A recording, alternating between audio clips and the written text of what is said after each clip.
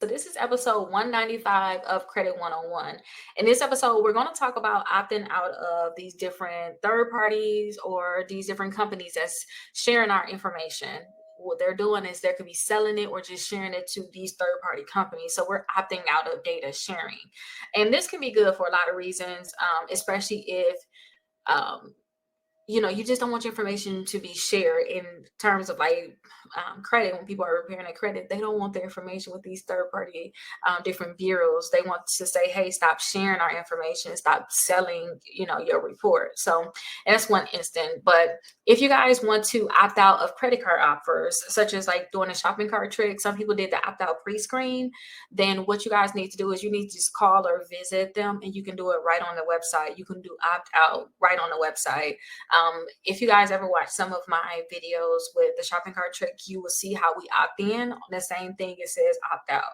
So you guys can do the optoutprescreen.com. That's exactly where you can opt out. And then you also have Factor Trust, because that was one that we were opting into. So, and are you opting in to get credit card offers? So this is just for credit offers.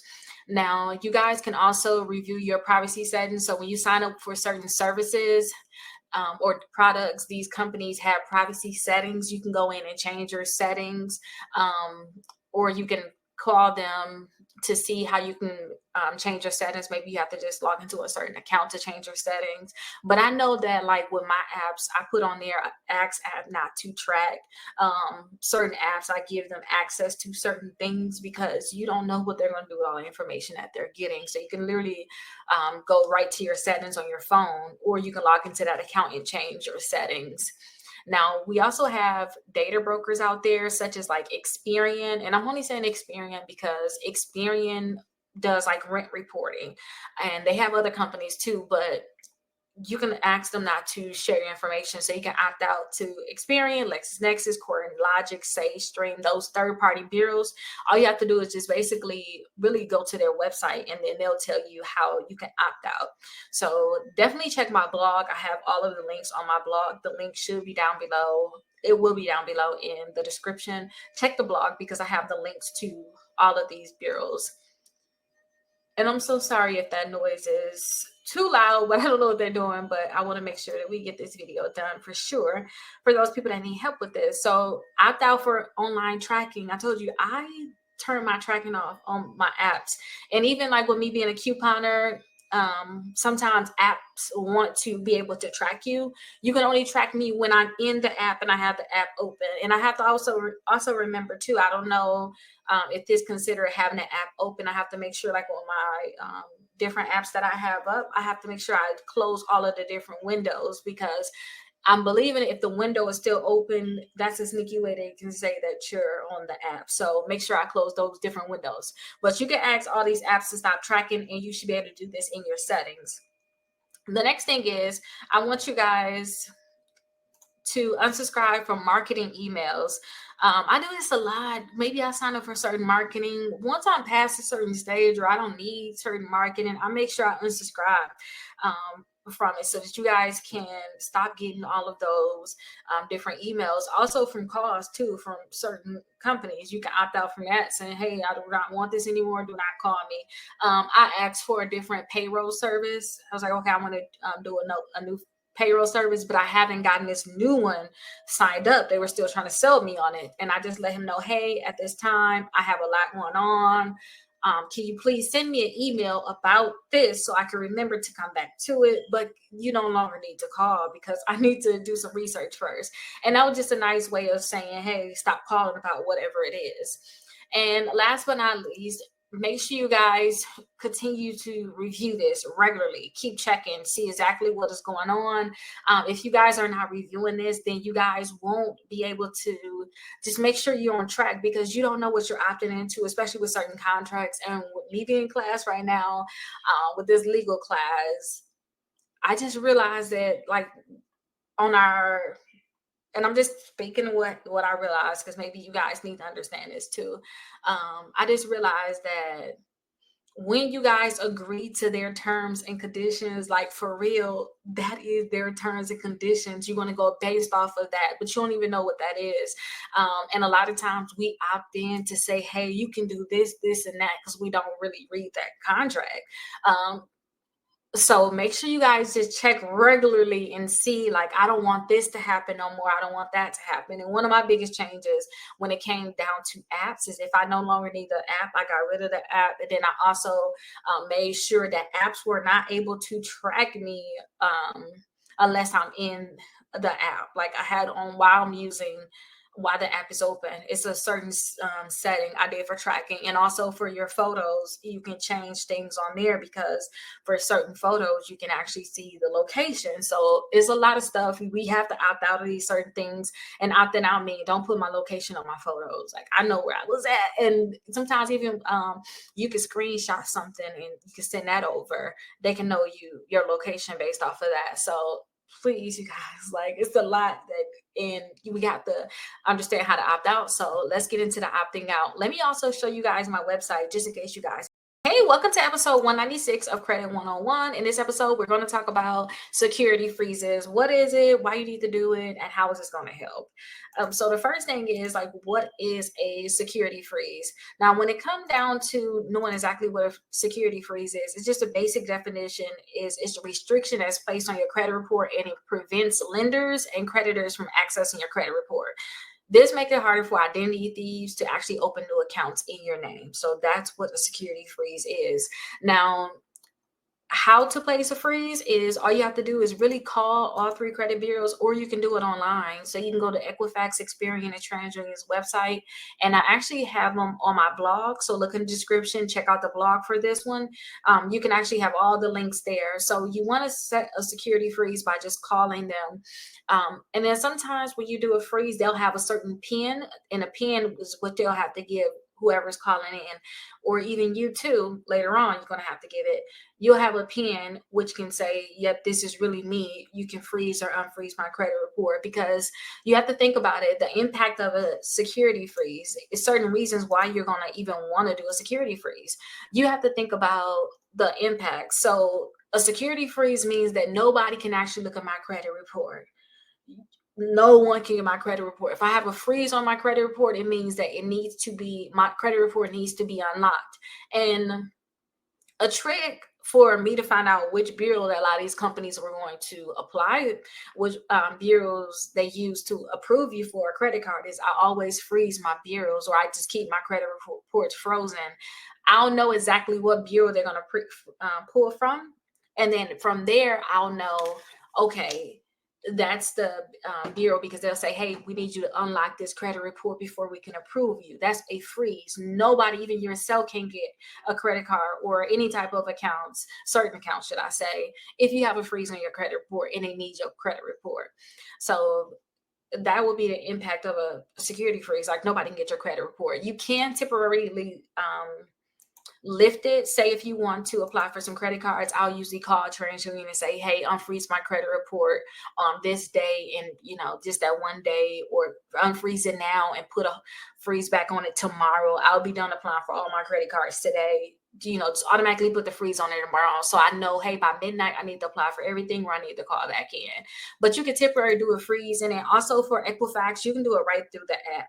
Experian is acting funny now. They have some type of credit lock thing right now, and they're trying to make you pay for that. And we're going to talk about basically that this should be free. So Experian has some type of credit lock where they're trying to charge you.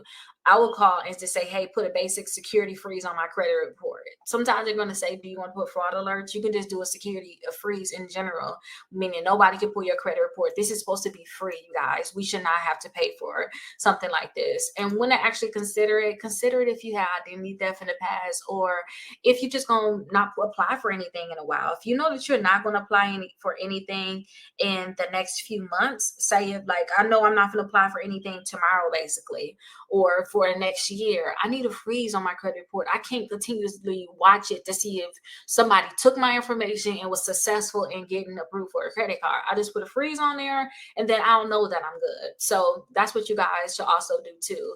Just make sure you have your freeze on there. When you want to apply for something, just remove the freeze and just do a temporary lift. So temporarily remove the freeze, or like I said, go right in Equifax and say unlock my credit report, and then go right through the app and then apply for whatever you want to apply for. And then once you're done applying for it, lock it back right away. But I just like to keep it locked, like on lock. Unless you know exactly when I'm applying for credit cards, the exact time, you can't get in there. And that's just because our information is being shared with everybody. It's to the point where, companies may already know like our social security numbers, and you got to think about how many hackers know this information from data breaches. So let's make sure that we keep locks on our credit reports. It's very, very important, and it's mandatory. Like, don't think that this is something like, I'd rather not. It's a requirement to me that you do have a security freeze on your credit report. Like, I wouldn't go without it. Now that I know how valuable credit is and how you just don't want to mess around and find out. But let's go ahead and hey, welcome to episode 197 of Credit 101. In this episode, we're going to talk about fraud alerts and how they can actually protect you. So if you guys don't know what a fraud alert is, what it is, it's actually just a notice that's placed in your credit report, and it informs creditors and it verifies your identity before opening a new account and extending credit. So think about it like this. If you guys ever have fraud, or if you are a victim of, you suspected fraud, or if you're not on deployment, having a fraud alert on there can just basically let creditors know, hey, listen, I had fraud in the past, or I possibly thought I had fraud, or I'm on deployment. Double check that this is me before you extend any credit. That's what I just think about when it comes down to fraud alerts.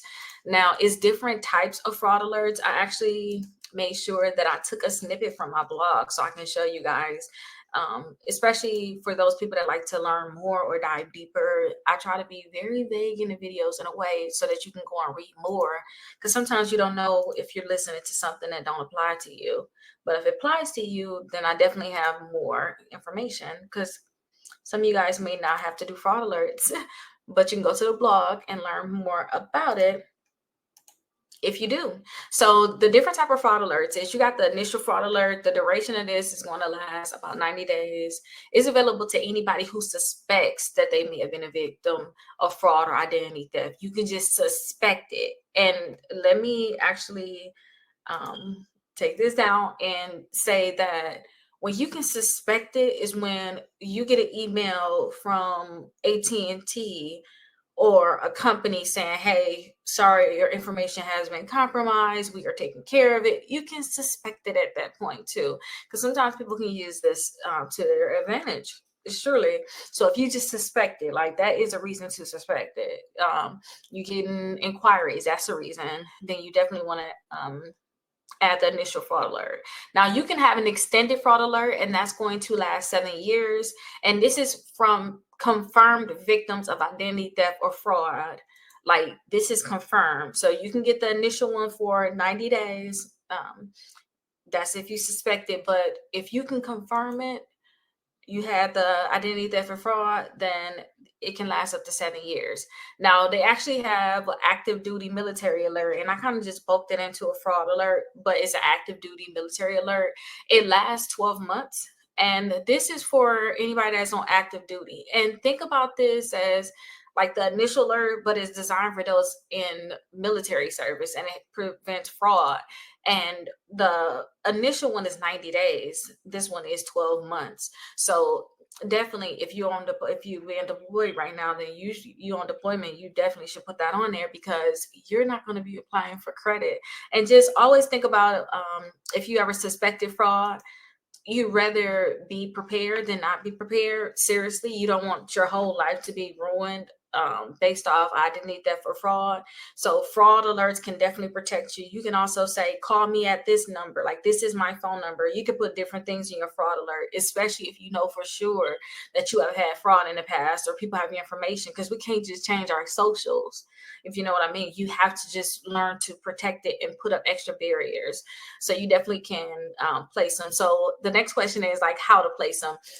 You guys can just call each bureau literally and tell them to place the fraud alerts. That's all you have to do. Just call them, provide your personal information, and then receive some type of confirmation that they do have it in effect. Okay, so you want to make sure that they actually placed a fraud alert on there. And if you want to see your fraud alert, if you guys have an Equifax account, I just think Equifax is easier. This is where I really seen it. If you guys have an Equifax account, you want to know if you have one, or you want to like see when it's actually placed, go log into your Equifax account. And then I think when you look at your credit report or in the personal information section, you can see if it's fraud alerts on there. And then I believe you can actually place the fraud alert online. So call these bureau too and see if you can place it online, because now I'm thinking like Equifax, you can place it online. Just have their online account, and they give you your credit score for free um, every month. So that's nice. And you can do disputes right through Equifax for certain things, because and if you guys do disputes online, then we're giving them, so you guys are giving them so many different rights, especially when it comes down to possibly suing them. But definitely you can place it online for Equifax, but just call the bureau. So the impact of a fraud alert, that's another thing that you need to know. So the impact of it is that the creditor is now going to verify that you are, or who you say you are. When your social security number is on an application and they get that fraud alert, they're going to really verify that you are who you are, because if not, they can get in trouble. We got permissible purpose when it come down to these inquiries. So definitely the creditor is going to now verify. And the fraud alert does not necessarily block access like a security freeze. If you want to make sure nobody can get it at all, then you need to do a security freeze. But it's just an extra layer of verification. Think about how when we log in, we got the password to a website, and then maybe they say, hey, I need to text you a code. That security, I mean, the fraud alert is kind of like that. The fraud alert, you can think of that as that extra code you got to get as verification. So keep that in mind. And it may impact your credit application. So you may need to provide additional documentation or answer different security questions when applying for credit. So if you guys have fraud alerts, understand that you probably have to go through extra steps. So when it comes down to fraud alerts, you can literally just call them and tell them you want to get them removed too. Say if you have a fraud alert, you find out you don't need it anymore, or if it's just too much, or whatever case may be, then you can have it removed. I believe, I don't know when this was, but I remember when I added a fraud alert on my credit reports, because I had some problems with fraud. But I just feel like when I was applying for things, it caused so many different problems, and I just literally called them and told them to remove it. And unless you really do have fraud going on, you just probably shouldn't have it on the fraud alert on there, literally, because it just shows like right now I am having fraud problems. So they're going to be leery, like, see if they even want to give you cards and stuff like that too. That's my personal opinion. Now, the fraud alert versus security freeze. Don't forget, security freeze is a total lockdown. Like nobody's looking at your credit, period, until the security freeze is off. Okay, you can call the credit bureaus and have this put on too. And a fraud alert is just saying, hey, I know you got the application, you was able to pull my credit, but just verify that I am who I, say I am. Like double check with me, because somebody else got my social, and it's a possibility that they could apply for this. And that's what I think about it. And I want to break it down in how I think about it, because that's how it is. Because you could just simply say a security freeze is nobody can look at it. A fraud alert just says, hey, call me, but think about how fraud can really happen, you guys, and be careful when it comes down to fraud. That's why I'm happy that we're going through these different sections. And I do have a 14-day free trial to a company called Aura. So definitely check them out, because this is what they do: fraud alerts and security freeze. And at first I didn't even think Aura was a big company until I was watching a basketball game. And I'm like, wow, they're huge. They're everywhere. They had them on some of their jerseys. I'm like, okay, this is amazing. But it's good to have those fraud alerts and security freezes and another company like Aura to help you look at anything else that could be hurting you or letting you know about these fraud alerts. But let's go ahead and check out my website, and I'll see you guys in episode 198.